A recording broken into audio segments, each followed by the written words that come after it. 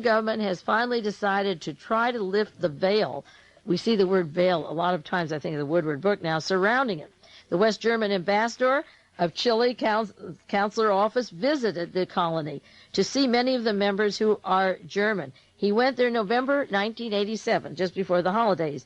The diplomats came away with the impression that Colonia, or the colony members, were not able to speak freely with them. And this is what happened when Leo Ryan went down to Jonestown, and of course he never made it home. He was killed at the airport. These men came home but said they couldn't talk to us. December the 13th, 1987, a month later, a special commission was appointed by the West German government. The colony blocked that investigation with a court order, so the delegation left Chile December 18th. They stayed around 5 days, couldn't get in.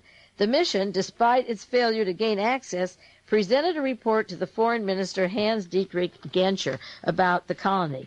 A German judge tried to sort out the facts from fiction after years of delay, and now a Chilean court has approved, evidently, a request to take depositions from 33 individuals connected with the settlement. And again, what's opening this now is the missing children from Germany.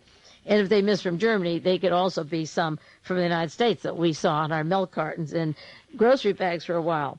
Harmut Hopp, H-O-P-P, a doctor who serves at Colonia, couldn't figure out why the German government was interested in them. We don't have any importance in international politics. Well, if they raise these youth for the Fourth Reich, then it becomes international. They may just be in Chile now, but they may be international at another time. One reporter from Chile, one of Pinochet's favorite reporters from the newspaper El Mercurio that he is associated with, or they like his policies, was allowed to visit in December of 1980. That was 7 years ago. Otherwise, Colonia is closed to every journalist. He said at the time it's an austere community, a bit eccentric, but not sinister, just strict, but not sinister. Life with the family takes a back seat to work. The relations between sexes are regimented. Children are kept in single-sex dormitories. They're not permitted to watch TV or listen to the radio, which is okay. Women wear dresses. They're not allowed trousers or shorts. And there's long hours of work without any pay. It is a quotation, work should be for the purpose of human life. One should not feel that one must rest after 8 hours of work. And this is the kind of situation going on where our president doesn't mention this in human rights, and he sends money to this country and has established relationships with this country and argues with the Soviet Union about human rights. To continue the article, this is a quotation of Mr. Hopp, the doctor there.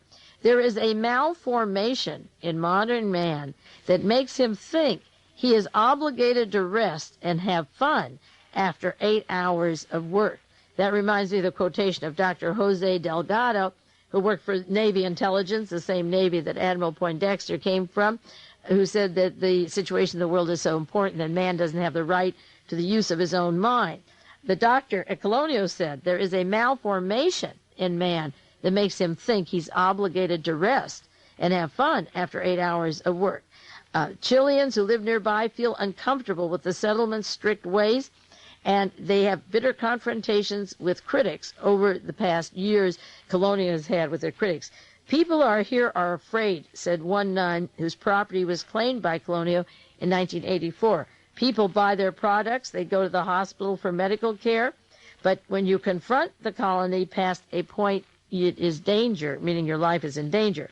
Colonia Dignidad was founded by Paul Schaefer, and this information I had going back to 1979. He founded in 1961.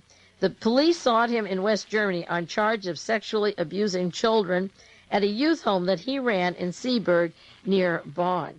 Schaefer showed up in Chile in 1962, and then the German government started paying him, so they weren't really worried about children and abuse because he left Germany and came to Chile. He took with him originally 60 adults and children. Some children came with their parents' consent. Some gave them consent, and the parents stayed in Germany. And others, according to complaints, that they were taken under false pretenses. That means kidnapping or simply grabbing children. They were taken away from their parents. Since 1962, the colony has become a state within a state. Just as Ollie North and the National Security Council have their own self-sufficient fund and their ships and their planes.